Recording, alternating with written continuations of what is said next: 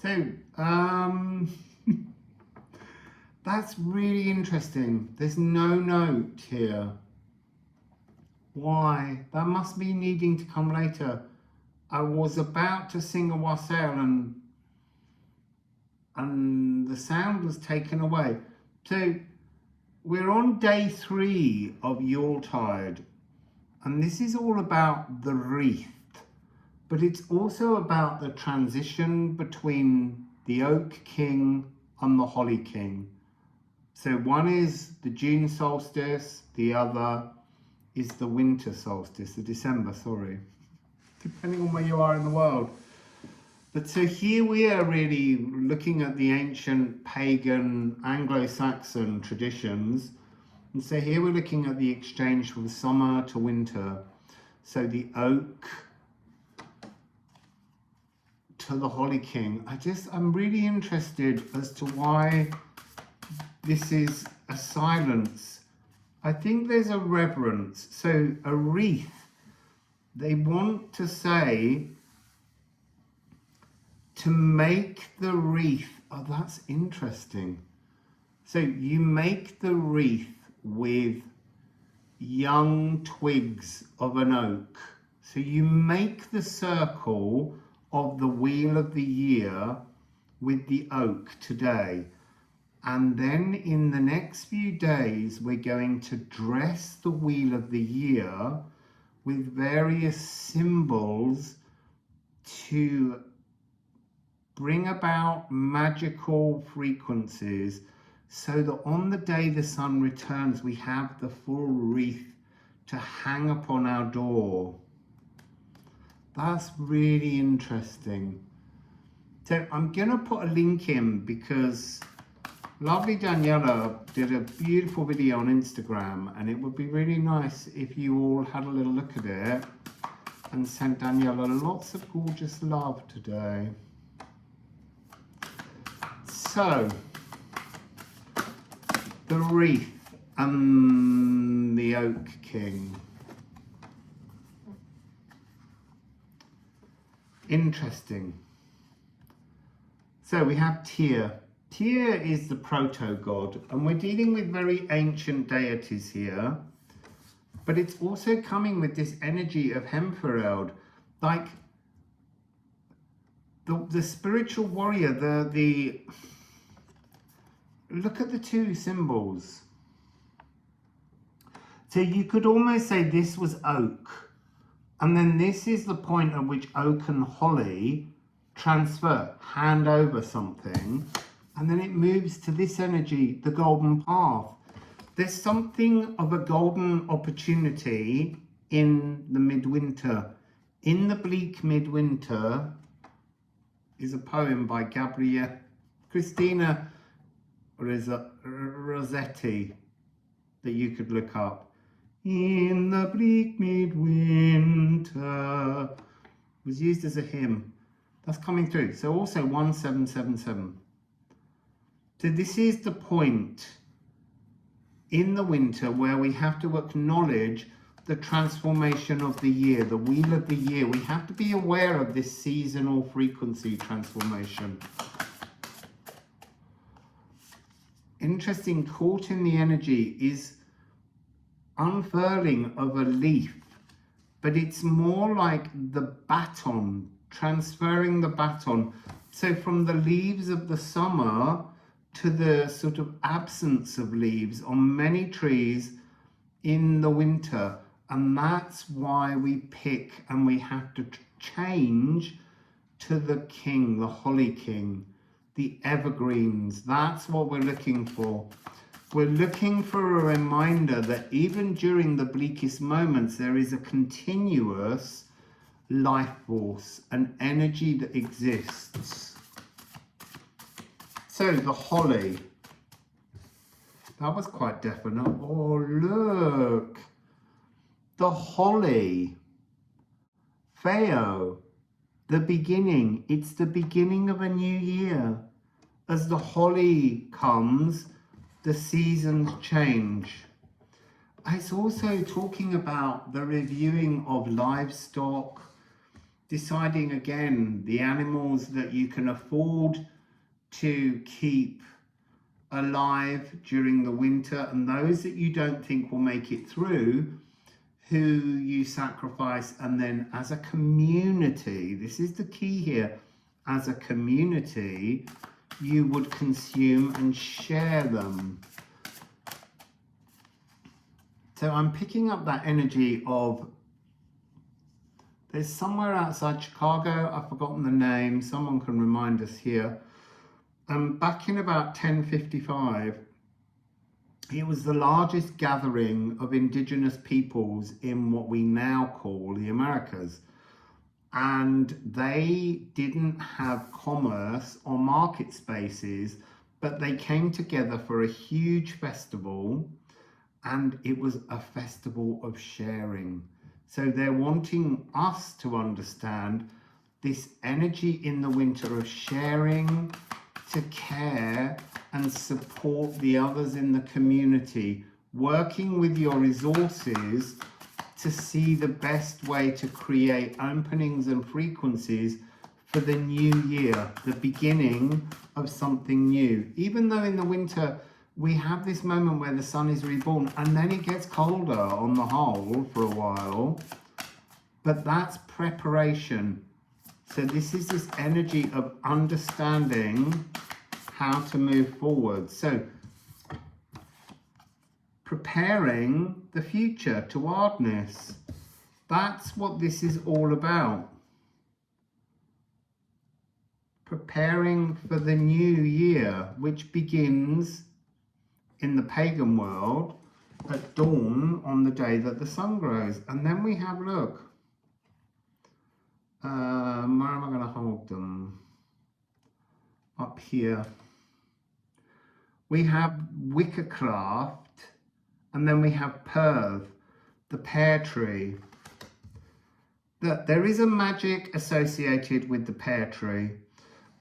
It's an incredible instrument. It's used to make woodwind instruments traditionally before we started to use African blackwood for things like clarinets and oboes. This is about something being overripe, something being so ready that you walked past it, but you smell it, you scent it. This newness, this approach, a new spiritual journey awaits. Sorcery, magic.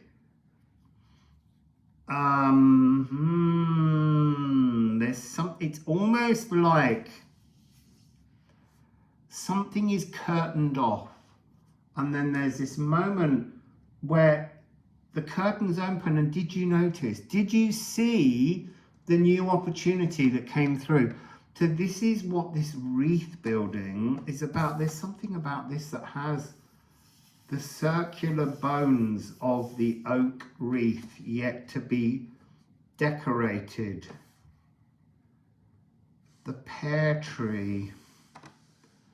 The pear tree is about dancing. This is something about weaving in a celebration of what is to come in the coming days of Yuletide. Weaving, binding the magic. That's why the holly doesn't want to be here. It is the point, but the holly is not present. That's why there's a sense of walking past it. You see it. It's not the day to collect the holly. Today is the day to focus on the oak, to build the wheel of the year, to ensure that there is another summer to come when the baton will be handed in the other direction. The oak gives the baton to the holly, and then the holly king gives the baton to the oak. It's a continuous cycle that has to take place. And each time it's giving us an opportunity to be like one soft, watery pear closer to the golden path. The golden pears is something about that frequency of pears rather than apples is essential. wassail cake. We make a wassail cake with pears and apples. There's something in this about perry. There's something in this about making pear cider. Like there's an absence. We've become like an apple obsessed community. We've lost the joy of certain fruits that were preserved. Interesting. Sorting seeds. Okay, so now I'm seeing this energy. Oh, you see, and that was an energy that didn't come out in the reading. It's to do with going back to Murder Night, Mother's Night. The Yule log is lit with an ember of charcoal from the previous years. This is what it's about, marking years, marking seasons. So here, this has got something to do with the day that you weave the cycle of the year. You're also mixing the seeds that you've collected from the seasonal harvest of fruits that you've eaten and consumed in the autumn coming through, and others that you've preserved in different ways. This is where you show the seeds, you mix the seeds with the seeds of last year, and they get left. And then when you plant again for the new year, you keep some back. So there's always old seeds that sit in the memory and the knowledge of what their purpose is, how they fruit and how they bring things. And that's what we need to do as we make this wreath.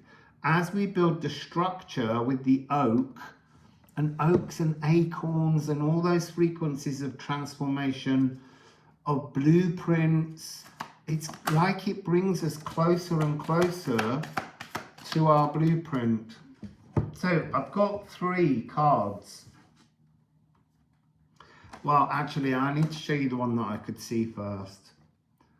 The crowning of the new year, the crowning of the Holly King, the handing over. So I'm hearing this thing, which is nature hands power over before it dies, because that would be an ending. And so there's this frequency here of the oak handing over the crown to the holly, so that the year has fluidity as it goes through the winter. It's important. And look, we've got Make Make, which came out in yesterday's reading, because this is about the preparation to be victorious. This is about that sort of the cycle. Again, Easter Island, Easter and Christmas being those periods. But really what we're talking about here is the energy of both summer and winter solstices, June or December solstices, and how that is a way in which it's moon in Aries, but that's what we would call the beginning of the astrological year. And it's just a reminder that all of these things are preparations to remember the point at which fire, sap, energy rises to bring about a new cycle. Fire, water, air, all of these things are required to be part of the season, the wheel of the year. Look, it's the now. It's about being present in the now, recognizing the past, the previous year, and that poem that we wrote. That's really interesting. So what would be the poem this year? I might have to ask. Being in the now, east, being in the energy of the cold, being in the energy of fear, acknowledging fear so that you can transform it. And then it has the mystical healing. That's what this is all about. The waterfall, the chance to heal. I mean, it is a very similar message to yesterday. So I want to know, what would the poem, the oak poem, be about? I'm just looking to see if there's any energy, because actually, again, there's most of the energies here are talking about moving forwards. We've got the Lagoo, which is about the energy of flow, flowing in the now. And then we have the energy of spirit. So it's really about celebrating consciousness. Consciousness flowing from the other side of the moon, between the sun and the moon, the dark side of the moon. Beginning a new spiritual cycle. That's what you need to do as a poem today. Writing a poem about beginning a new spiritual cycle. So, it's going to be a B for this, for consciousness. Opening the crown chakra to let things in. But before we do that, here's a little reminder of why I do my work. I do my work so that I can take us all to places in the world and enjoy tuning in to ancient sites, old stones, temples. And the next project is that we are all going to go to Morocco. So here's a little reminder of some of the places we can see. I think we're 50% there at the moment. And it will be really great if you could all join in with the energy of sharing that's part of Yuletide and help me to reach my total so that we can all go to Morocco and explore some beautiful, energetic places. So let's sing the bee.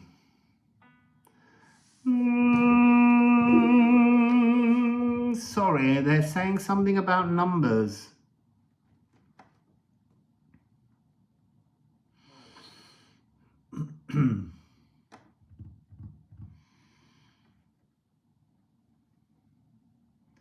I can't see it. I can see 7788 power numbers that have turned up. I can also see 2188.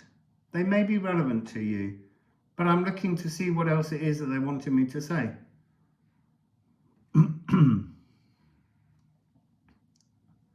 I feel like there's a mirror and I'm not seeing the mirror, but I really don't see a mirror.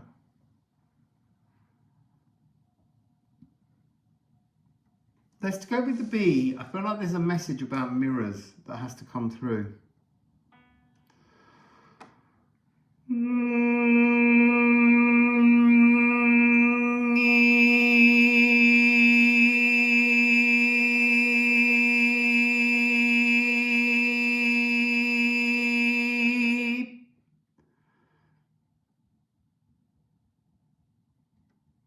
It's got something to do with the dark mirror, a creative dark mirror.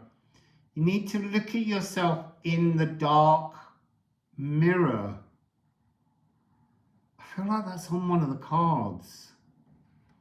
It's a dark mirror, like looking at your reflection in a pool of tar. I don't know why. Let's keep singing the B.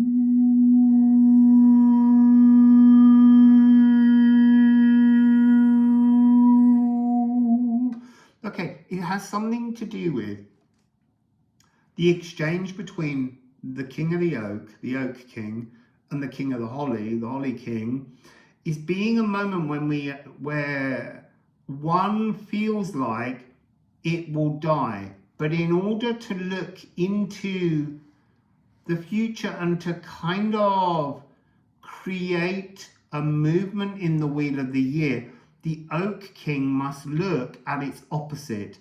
It must look into the dark mirror of the Holly King and see that actually the holly is this wonderful winter sustaining, colourful, rich, beautiful green with red and sometimes yellow berries. And there's something about the Oak King frightened by the thorns that this leaf has. It's like it has to be strong within its shadow aspects to survive the winter time. So it makes itself into the beautiful thorny leaves of holly. There's a really important relevance to that in terms of us looking into a shadow mirror, a dark mirror, and seeing that actually we are beautiful even in the shadows. That's the message that's coming through here. So anyway, that's day 3. There'll be another video tomorrow looking at the first of the, I think it's ivy, that will be added to our wreath that we're making. And I will remember to put the link in so you can all see Daniela's beautiful wreath that she made. Wassail!